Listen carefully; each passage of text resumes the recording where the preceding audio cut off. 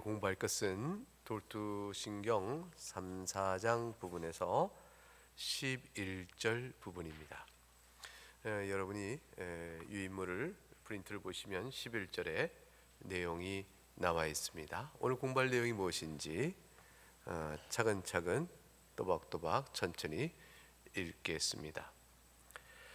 게다가 하나님이 그의 이러한 기쁜 뜻을 택한 자들 안에서 실행하실 때, 또는 그들 안에 참된 회개를 작용케 하실 때, 하나님은 그들에게 외적으로 복음이 선포되도록 돌보시며, 그뿐만 아니라 또 그들이 성령에 속한 것을 바르게 이해하고 판단할 수 있도록 성령을 통해 그들의 정신을 강력하게 조명하실 뿐만 아니라, 또한 그의 성령의 중생케 하시는 효력으로 인하여 사람의 가장 깊은 곳에까지 침투하시고 닫혀진 마음을 여시고 굳어진 마음을 부드럽게 하시며 할례 받지 아니한 마음에 할례를 행하시고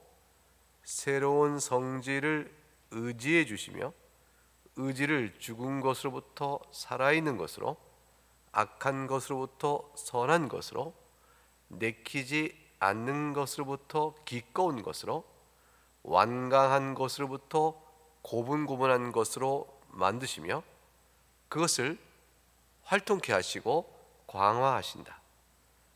그리하여 의지로 하여금 마치 좋은 나무처럼 선한 행동의 열매를 낳을 수 있도록 한다. 이것이 오늘 공부할 내용입니다. 문장이 길고 복잡하지만 그러나 번역은 다시 한번 정리해야 될 필요는 있겠죠. 그럼에도 불구하고 몇 가지 단락단락 설명을 해드리도록 하겠습니다. 이 11절의 말씀은 사실 낯선 말씀이 아닙니다. 우리가 이미 들어하는 바요, 또 고백하는 바요, 실제로 우리가 신앙생활 속에서 경험적으로 아는 바라 할 수 있습니다. 우린 10절에서 무엇을 봤죠? 11절과 비교해서 사실 우리가 복음의 말씀을 듣고 10절에 우리가 회심을 한다면 우리가 다른 사람들보다 내가 더 훌륭한 내 자유의지를 활용한 선택을 내가 했기 때문에 그런 것이 아니다라는 말을 배웠습니다. 즉 복음을 믿게 되는 믿음의 선택 또는 나의 고백은 비록 내 인격적 작용을 통하여 그 일이 실행되고 있지만, 그러나 근원이 나로부터 비롯된 것이 아니라 하나님에게서 비롯된다 하는 것을 우리 지난주 10절에서 배웠습니다. 그래서 사람은 마치 복음 앞에 선택 50 또 선택지 않는 50, 50대 50이라는 중립적인 상태 속에서 판단하여 내 의지와 내 가치와 내 생각으로 내 마음에 드는 걸 선택하는 그런 과정으로 복음 앞에 서 있지 않다는 것이죠. 우리가 무엇을 먹을까, 어떤 것을 살까, 이러한 것들은 다 우리 선택의 대상입니다. 그것은 내가 판단하여 옳고 그름을 구분하여 내가 결정하여 어떤 선택을 해나갑니다. 근데 복음의 선택은 그렇지 않다는 거예요. 복음을 믿고 나가는 고백의 선택은 비록 내가 인격적 작용을 통하여 생각하고 마음에 원하여 의지로 주를 믿겠다고 나오는 그런 인격적 활동의 경로를 따라가고 있지만, 그 인격적 활동의 경로가 내가 다른 어떤 선택처럼 중립적 입장에서 하고 있는 것이 아니라는 거예요. 사실은 넓고 더 크게 보게 되면 우리가 행하는 중립적인 선택이라는 것도 영적인 부분에서는 거의 없습니다. 영적으로 우리가 죽은 자요, 이미 부패한 자요, 하나님께 멀어진 자이기 때문에 영적 사실에 대한 선택은 항상 우리는 이미 결정되어 있어요. 어떻게? 하나님을 원하지 않는 것을 하기로, 하나님 뜻과 거스리는 거 하기로, 그걸 또 기뻐하고 그걸 원하여 하는 자발적인 선택을 우리가 그렇게 해나가도 우리는 그렇게 되어 있습니다. 이것이 원죄 아래에 있는 자의 비참함이에요.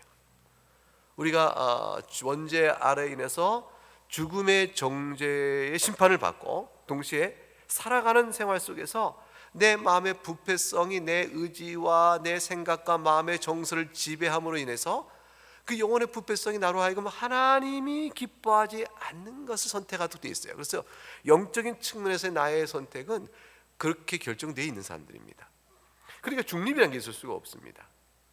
물론 무엇을 먹을까, 무엇을 입을까, 무엇을 마실까, 뭐 이런 등등의 영적인 성격과 다른 일반적인 일에 있어서는 우리가 선택을 해 나갑니다.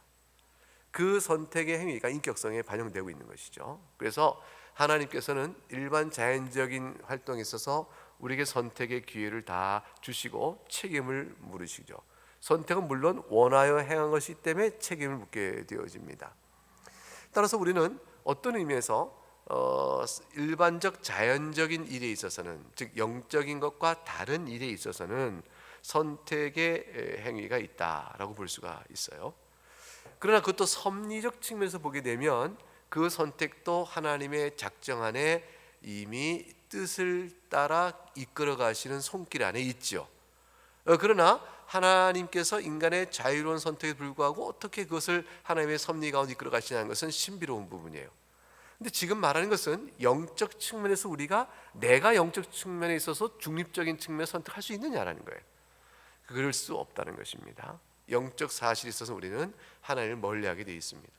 10절의 말씀은 영원부터 하나님께서 우리를 선택하시고 그리고 유효적으로 부르시고 믿음과 회개의 선물을 주어 그리하여 그의 아들의 나라로 어둠의 권세에서 옮기시는 하나님께서 그렇게 해주신 은혜로 말미암아 우리가 하나님을 믿는, 복음을 믿는 선택, 믿음의 선택들을 해나갈 수 있게 되어지는 것이다. 이게 10절의 말씀이죠. 그러니까 우리는 내가 믿는 것 같으나 내 믿음 이전에 내가 믿게끔 나를 바꾸시는 하나님의 은혜의 손길이 있다라는 사실을 고백해야 하는 것이죠. 11절 오늘 본문은 바로 이런 내용을 좀 더 자세히 설명하는 것입니다. 좀 더 구체적으로 설명하는 것이죠. 예컨대 11절 말씀, 하나님이 이러한 기쁜 뜻이 뭐겠어요? 복음에 의하여 어둠의 권세에서 그의 아들의 나라로 우리를 옮기시는 뜻. 10절 맞물리면 여러 가지 뜻이 나오죠. 그런 이 뜻을 한마디로 모으면 구원이죠.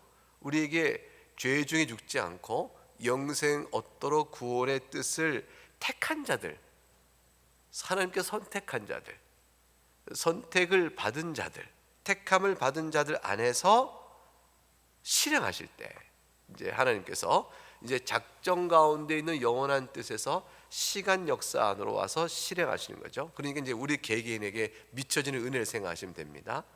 하나님께서 우리를 선택하여 구원에 이르게 하시고자 하는 그러한 작정의 뜻을 우리 인생 중에 각각에게 시간 안에서 실행을 하실 때, 다시 말해서 그걸 풀어서 우리들 안에 참된 회개를 자극케 하실 때 이 말입니다.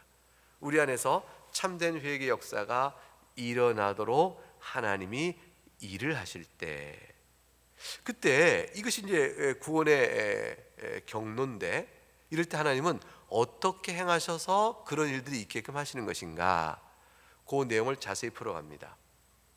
회개는 내가 하지만 이 회개가 있게 된 그 근원적 배경 안에 하나님의 은혜의 손길이 어떻게 있었는가, 그거를 설명합니다.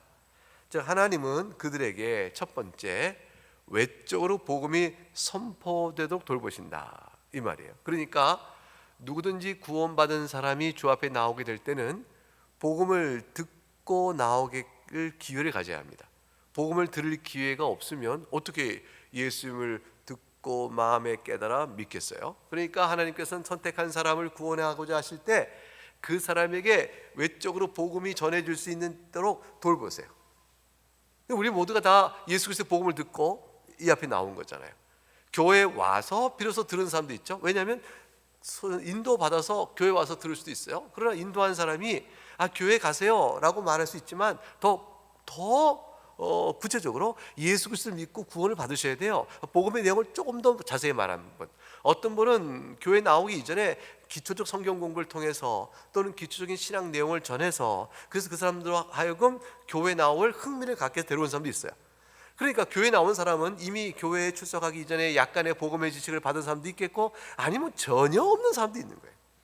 전혀 없는 사람, 가족이 또는 아내가 먼저 믿어서 아내의 손길 따라 그냥 온 분도 계시는 거죠.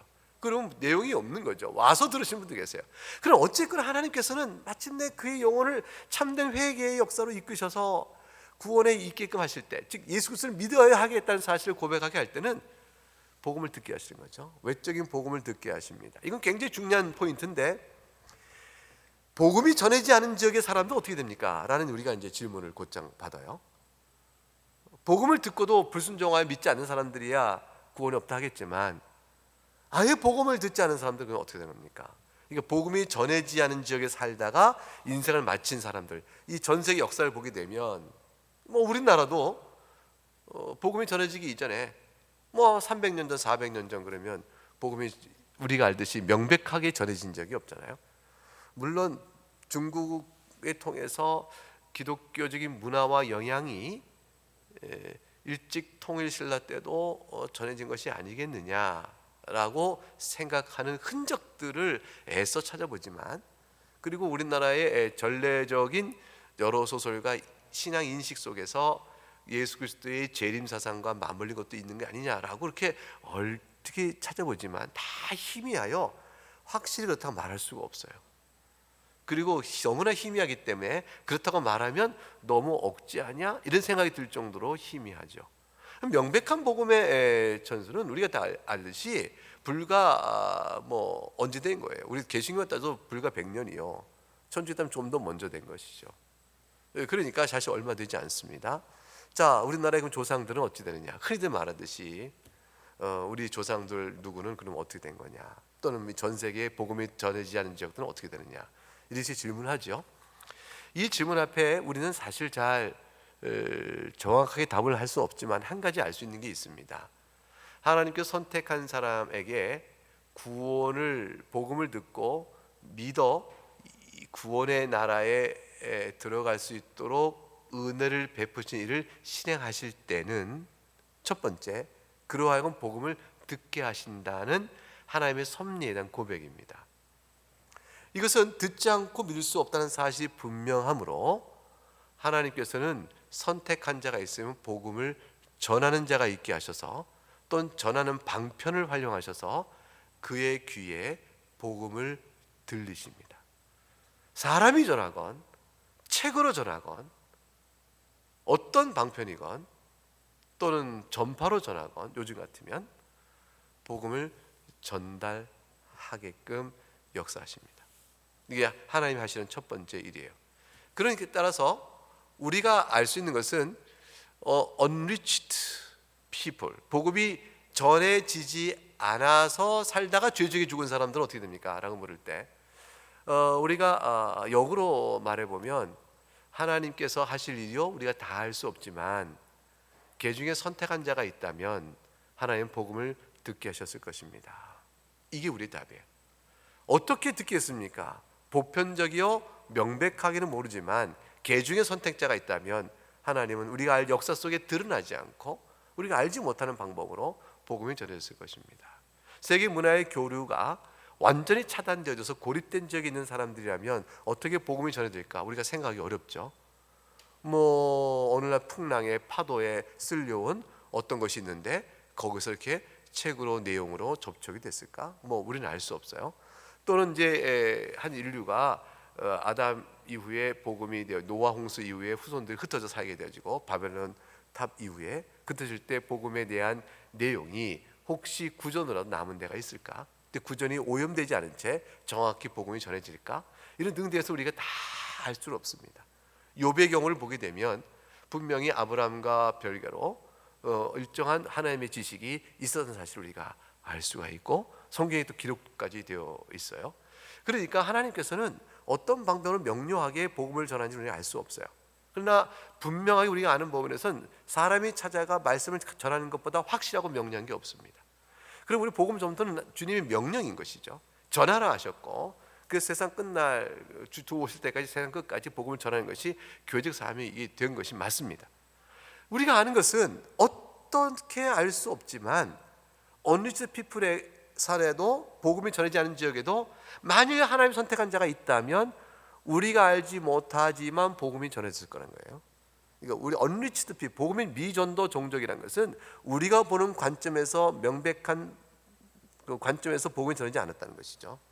그 이 말은 뭐냐면 그만큼 미전도 지역에 복음이 들어갈 확률은 인간적으로 판단할 때 적고, 따라서 그 가운데 선택받은 자가 그만큼 적겠다, 이런 생각을 할 수가 있어요.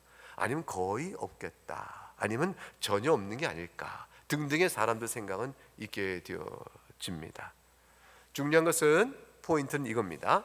하나님께서 명백하고 가시적인 방법으로 전하셨을지 또는 다른 어떤 방법으로 전할지 우리는 알 수 없지만, 그러나 선택한 자를 구원에 이르게 하실 때는 복음을 듣게 하십니다. 그게 첫 번째 내용입니다. 그래서 외적으로 복음이 선포되도록 돌보십니다. 이거 굉장히 중요한 포인트입니다. 복음을 듣지 않고 믿는 자가 있다고 말할 수는 없다는 거예요. 복음이 어떤 식으로 전해졌을까는 우리가 아는 명백한 선교 방법 외에도 복음이 어떻게 전했을까는 우리가 하나님 섭리 가운데서 어떤 방법이 있었을까, 이건 우리가 여지를 둘 수 있는 거지만, 듣지 않고 복음을 듣지 않은 채 구원받는 일은 없을 것이다. 그것이 중요한 사실입니다. 하나님께서는 구원받을 자에게는 복음을 듣게끔 하신다. 첫 번째. 두 번째, 들은 복음이 내 안에서 그것이 열매가 맺힐 수 있도록 나의 이 영혼에 생명을 주어 깨우칩니다.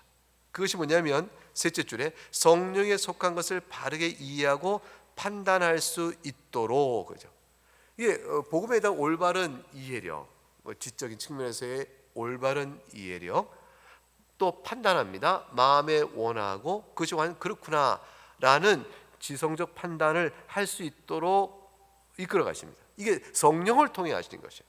성령을 통해서 정신이라고 그랬죠. 이게 지성이에요. 지성을 강력하게 조명하십니다. 이제 이것은 우리가 예배 때도 이렇게 우리가 말씀을 듣기 전에 예배 중에 하나님의 은혜 역사를 주셔서 말씀을 깨달아 알도록 이끌어 주시옵소서라고 기도합니다. 그 하나님의 은혜를, 조명의 은혜를 우리가 구한다, 이렇게 말해요. 조명이라는 것은 말씀을 들어 깨우치게 해주시는 은혜, 조명, 빛을 비추는 것이죠. 그것을 해주시도록 합니다. 이게 성령의 은혜가 있어야 되는 것이죠.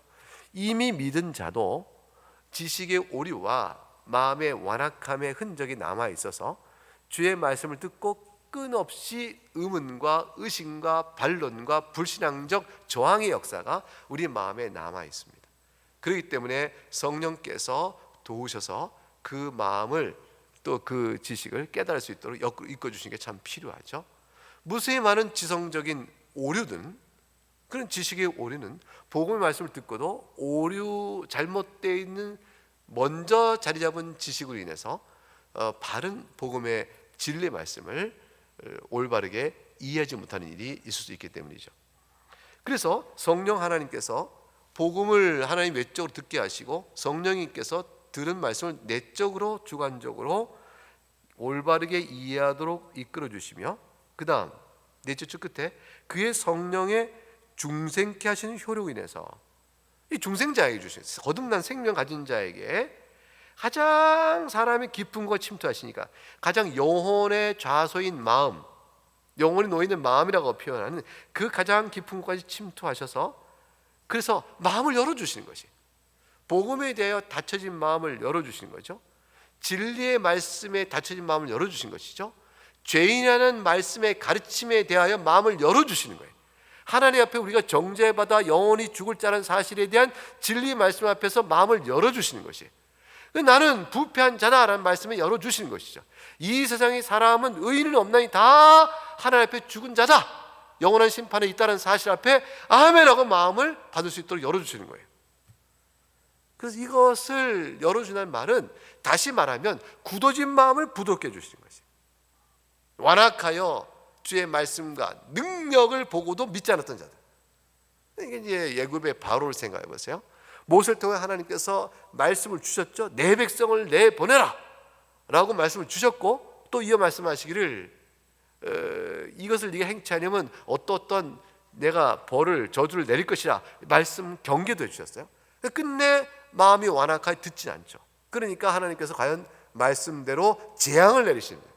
재앙을 겪고도 두려워 그리하겠다 하였지만 이내고 돌이켜서 끝까지 불순종합니다. 그것을 가리켜서 완악한 굳어진 마음이라, 돌같이 굳어진 마음이라 이게 되어 있습니다. 이게 바로의 마음인데, 바로의 마음뿐 아니라 복음을 듣고도 믿지 않는 모든 사람들의 마음이 그와 같습니다. 근데 여러분 믿고 계시죠? 우리가 믿고 있습니다. 어떻게 우리는 믿게 됐을까요? 이 돌같이 굳은 마음이 부드러워졌기 때문입니다. 우리가 마음이 닫혔으나 마음이 열어졌기 때문입니다. 그걸 달리 표현하기를 할례 받지 아니한 마음이 할례를 행하신 것의 손길로 마음이 변해졌습니다. 마음의 할례를 받아라 그랬습니다. 외적으로만 형식적으로 종교 행위를 하는 것이 아니라 영과 진리로 실제로 내 영혼 중심에서 하나님의 말씀을 듣고 배워가는 일을 해가는 신앙의 양태가 우리 안에 주어졌습니다. 이런 모든 일들은 가만히 생각하니까 내 의지가 바뀐 거예요. 주님 앞에 내가 죽게 나가겠습니다는 의지를 갖게 된 거죠. 그래서 새로운 성질이 내 의지에 주어졌고, 그 의지가 죽은 자로 행하던 의지, 살아있는 의지가 됐다. 이게 무슨 말이냐면, 전에도 내 의지는 살아있었죠. 예수 믿기 전에도. 그러나 그것은 죽은 것을 사랑하고 죽은 것을 선택하며 죽은 것에 머물러 있는 의지인데, 이제 생명의 말씀을 따라 나오는 의지가 되어진 것이죠. 그래서 진정한 의지가 된 겁니다. 살아있는 의지가 된 것이죠. 생명을 사랑하는 의지가 된 거죠. 마치 자유가 이 시대, 예전에는 죄 아래 종속된 자유니 사실 자유가 없는 것이었어요. 왜냐하면 참된 자유는 하나님의 영적 선을 사랑하며 나갈 때가 참된 영적 자유예요. 근데 우리가 이제 중생자요 은혜 받은 자로 참된 자유를 누리는 것처럼, 의지도 과거에 있었으나 죽은 것을 사랑했던 의지는 죽은 의지와 같다. 하나님 영적 선 앞에서 살아있는 의지로 우리가 바뀌게 된 것입니다. 악한 것을 선한 것으로, 내키지 않은 것도 기꺼운 것으로, 하나님의 말씀의 진리에 대해서 내키지 않고 거부하는 마음에서 기꺼이 즐거운 마음으로 사랑하는 마음으로, 완강한 것으로 또 고분고분한 것으로 우리를 만드셨습니다. 이런 하나님의 영적인 변화가 내 안에서 있게 된 것이라 설명해요. 이게 전부 어떤 거예요? 사람 스스로 할 수 없는 일이 내 안에서 벌어지게 된 것이죠. 그래서 그것들이 내 안에서 역사하여 활동하며 그것들이 더욱더 강화되도록, 강력해지도록 하나님께서 역사해 주십니다. 이끌어 가십니다. 이런 하나님의 은혜가 있다. 자, 이런 은혜를 입어서 우리는 어떻게 되죠? 하나님께서 영혼들의 선택하신 그 선택자들에게 구원에 이르게 하시는 뜻을 실행케 하실 때, 그 우리에게 참된 회개가 있도록 하실 때는 이러한 영적 사실은 지금 말씀드린 내면 안에서 벌어지는 하나님의 신령한 은혜가 있어야 됩니다. 그래서 주관적인 것과 외적인 것, 하나님의 말씀을 듣게 하시고, 그다음에 우리 안에서, 내면 안에서 복음을 같이 들었으나 믿지 않는 저 불신자들과 달리 우리 안에서 어마어마한 창조의 역사, 새로운 창조 역사가 생기는 거죠. 그것이 길게 11절 셋째 줄부터 외적인 복음 선포 외에 그 다음부터 길게 무려 한 8줄 이상에 걸쳐서 내면 안에서의 변화를 쭉 진술해 놨습니다. 자, 무엇을 시사합니까? 하나님을 믿는다는 것은 외적 할례가 아니라 내적 할례요, 표면적 할례가 아니라 이면적 할례라. 영혼의 중심이 주 앞에 서는 것을 뜻한다. 이것이 기독교입니다. 그래서 내가 자연인으로서 도덕적 선을 행하는 외적인 활동이 아니고 영혼 근본부터 역사하여 뒤흔드시는 하나님의 변화를 주시는 은혜의 손길이 바로 우리를 구원의 길을 부르시는 신앙이라는 것이죠. 그래서 교회를 뜰만 받고 다니는 것과 진실한 신자가 되는 차이가 바로 여기에 있습니다. 기도가 외적인 기도 행위와 내면의 기도의 차이가 여기에 있는 거예요. 찬송을 노래하지만 입으로 노래하는 것과 마음으로 노래하는 것 차이가 바로 거기에 있습니다. 성경을 읽되 눈으로 읽는 것과 심령으로 읽는 것이 차이가 그러합니다. 근본적으로 내 영혼이 주님 앞에 어떻게 서 있고 있느냐, 그 자체가 참된 구원받은 자의 신앙을 보여줍니다. 이것은 완전하다는 뜻이 아니고 연약하더라도 그 이치를 알아가는 것을 뜻합니다. 이런 사람은 어떻게 될까요? 말씀의 권면과 영적인 지도에 그 근원을 거스르지 못하고 순종에 나오게 되어 있습니다. 과연 그렇습니다 라고 고백하게 되어 있죠. 그리고 그것이 활동케 하시고 강화시키신다. 이 얘기 뭐냐면 한번 그 역사가 있다고 해서 하나님의 은혜 손길이 멈추는 게 아니에요. 그것을 계속해서 예배로 불러내셔서 오늘 여러분 각 처소에서 예배하잖아요. 어차피 회집 안 하니까 오늘 예배 안 해야겠다 이러지 아니하고 아침에 오늘 주일인 줄 아시고 또 일찍 몸단장 하시고 그 주님 앞에 예배하러 모였잖아요. 이렇게 이런 일들이 우리 가운데 있게 되는 것 자체가 심령이 주 앞에 나가는 겁니다. 그러한 일들을 통해서 우리의 신앙을 강화시키시는 거죠. 그래서 예배의 이 공적 예배로 모이는 일이 이렇게 중요한 일이에요. 이미 시작된 우리 안에 선하신 일들이 더욱더 강화되어서 열매를 풍성히 맺으려면 예배 생활을 게을리지 않아야 하는 것이죠. 진지하게 성실히 함으로 은혜의 풍성함을 바라고 구해야 되는 겁니다. 자, 그리하여 맨 마지막에 한 줄로 요약해서 이렇게 예수님의 좋은 나무와 열매 관계를 빗대셨습니다. 의지로 하여금 주님께 말씀하신 내용을 들어서 신한 돌투신경이 이렇게 우리 믿음의 선조가 정리했습니다. 의지로 하여금 마치 좋은 나무처럼 좋은 열매를 맺게 한다. 근데 그 좋은 열매를 선한 행동의 열매, 좋은 열매를 선한 행동으로 풀었죠. 선한 행동이란 바로 뭘 의미하냐면 내면 안의 변화로 인해서 나타나는 열매입니다. 그게 바로 좋은 열매입니다. 열매를 보고 나무를 안다 하는 것은 열매를 맺기 이전에 그 열매를 맺을 만한 나무의 성질이 이미 있는 것이죠. 포도나무가 딸기를 맺을 수 없는 거죠. 그러니까 가시나무 엉겅퀴가 열매를 좋게 못 맺는 것은 근본이 악한데 어찌 선한 영적 열매를 맺겠는가. 근본이 바뀌어야 합당한 선한 영적 열매를 맺는 것이죠. 그걸 좋은 나무라 하는 것이에요. 근본이 바뀌어진 것입니다. 그래 우리 가운데 있는 신앙적 선한 열매를 보고자 하면 그것은 그것도 해야 되고 저것도 해야 하는데 내가 이것도 안 해서 저것도 안 했어 라고 외적인 행위의 규칙부터 지키려고 노력하기 이전에 이런 것을 지키는 애씀이 내 내면의 신앙을 통제하고 절제하고 하도록 하는데 도움은 두지만 그러나 그 자체가 내 내면을 바꾸지 못하는 거예요. 그래서 가장 중요한 것은 외적인 규칙에 따라 사는 일에만 신경 쓰면 어쩌면 그것은 종교 행위에 그칠 수 있게 되는 것이죠. 그러니까 외적인 신앙 규칙과 절제 요소들과 수도원적 생활의 규범들은 굉장히 중요해요. 중요하죠. 왜냐하면 사람은 그런 것들을 통해서 통제를 받아가니까. 그러나 그것 자체가 나를 살리는 게 아니라는 사실을 이해해야 됩니다. 살리는 것은 주의 성령의 역사로 인하여 내면 안에 변화된 내 내면을 살리신 살아난 내 영혼이 더 강화되기 위해서는 그런 외적인 규칙들도 약간의 도움을 주는 겁니다. 그러나 더 근본적 도움은 말씀 앞에 성령의 역사를 받아나가도록 자신을 살피는 은혜의 경험들을 해나가는 게 참 중요하죠.